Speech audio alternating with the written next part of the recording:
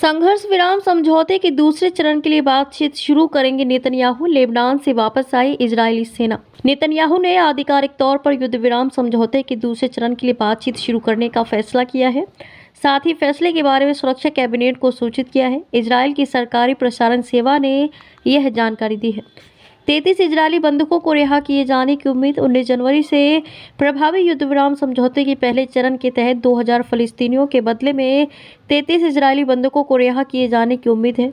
दूसरे चरण में शेष बंधकों की रिहाई, फलस्तीनी क्षेत्र से इजरायली बलों की पूर्ण वापसी और स्थायी युद्ध विराम के कार्यान्वयन पर ध्यान केंद्रित किए जाने की संभावना है। वहीं हमास ने कहा है कि गाजा युद्ध विराम समझौते के दूसरे और तीसरे चरण को लागू करने के लिए वे तैयार है। हमास के प्रवक्ता हाजिम कासिम ने कहा कि उन्होंने इजरायली बंधकों की संख्या को दोगुना करने पर सहमति व्यक्त की है। एक फलस्तीनी कैदी के साथ गंभीर दुर्व्यवहार का आरोप। कासिम ने हमास से गाजा छोड़ने की इजरायली मांग को खारिज कर दिया और इसे मनोवैज्ञानिक युद्ध का हिस्सा बताया। इस बीच इजरायली सैन्य अभियोजक ने एसटी टेमन जेल में एक फलस्तीनी कैदी के साथ गंभीर दुर्व्यवहार का आरोप लगाते हुए 5 आरक्षियों के खिलाफ अभियोग दायर किया है। वेस्ट बैंक में दमनात्मक कार्यवाही से दशकों में सबसे बड़ा विस्थापन। उत्तरी वेस्ट बैंक पर इजरायली सैन्य अभियानों के कारण हजारों फलस्तीनी विस्थापित हुए हैं। ये 1967 के पश्चिम एशिया युद्ध के बाद से कब्जे वाले क्षेत्र में सबसे बड़ा विस्थापन है। गाजा में हमास के साथ युद्ध विराम समझौते के ठीक 2 दिन बाद इजरायली सेना जेनिन पर उतर आई। सेना ने तुलकरम, फारा और नूर शम्स सहित कई अन्य निकटवर्ती शहरों में अधिक गहराई तक और बलपूर्वक प्रवेश किया, जिससे परिवार बिखर गए और इजरायल निर्माण को लेकर 1948 के युद्ध की कड़वी यादें ताज़ा हो गईं। मानवतावादी अधिकारियों का कहना है कि उन्होंने 1967 के पश्चिम एशिया के युद्ध के बाद से वेस्ट बैंक में इस तरह का विस्थापन नहीं देखा।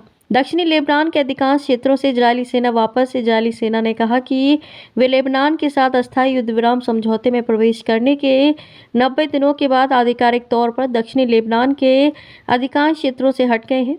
इसे लेबनानी सेना को संयुक्त राष्ट्र अंतरिम बल और अन्य अंतरिम बलों की मदद से क्षेत्र में पूर्ण अधिकार स्थापित करने की अनुमति मिल गई है।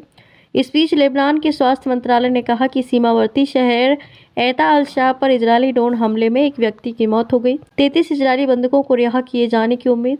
19 जनवरी से प्रभावी युद्ध विराम समझौते के पहले चरण के तहत 2000 फलस्तीनियों के बदले में 33 इजरायली बंधकों को रिहा किए जाने की उम्मीद है। दूसरे चरण में शेष बंधकों की रिहाई, फलस्तीनी क्षेत्र से इजरायली बलों की पूर्ण वापसी और स्थायी युद्ध विराम के कार्यान्वयन पर ध्यान केंद्रित किए जाने की संभावना है। कैदी के साथ गंभीर दुर्व्यवहार का आरोप। कासिम ने हमास से गाजा छोड़ने की इजरायली मांग को खारिज कर दिया और इसे मनोवैज्ञानिक युद्ध का हिस्सा बताया। इस बीच इजरायली सैन्य अभियोजक ने एसटी टेमन जेल में एक फलस्तीनी कैदी के साथ गंभीर दुर्व्यवहार का आरोप लगाते हुए 5 आरक्षियों के खिलाफ अभियोग दायर किया है।